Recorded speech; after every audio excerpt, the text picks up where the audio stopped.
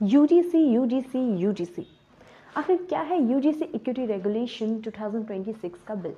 आखिर इस बिल में ऐसा क्या है जिसकी वजह से पूरे देश भर में हंगामा मच गया है? दोस्तों, यूजीसी इक्विटी रेगुलेशन 2026 के बिल के तहत 15 जनवरी 2026 से देश भर में कुछ नए नियम लागू किए गए हैं।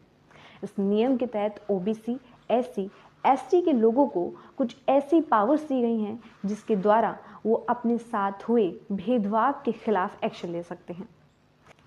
दोस्तों, ये बिल 2012 के नियमों की जगह लेकर उन नियमों को और ज़्यादा सख्त करने के लिए लाया गया है।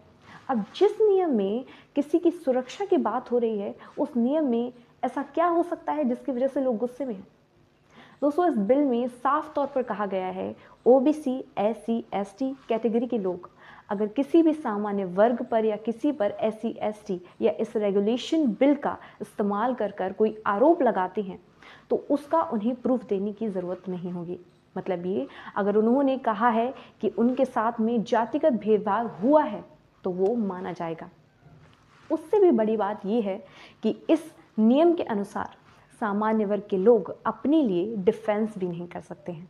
मतलब साफ तौर पर यह कहा गया है इस नियम के अनुसार कि सामान्य जाति के लोग जो हैं वो विलन होंगे और जो पीड़ित हैं वो हमेशा ओबीसी, एससी और एसटी कैटेगरी के लोग ही होंगे।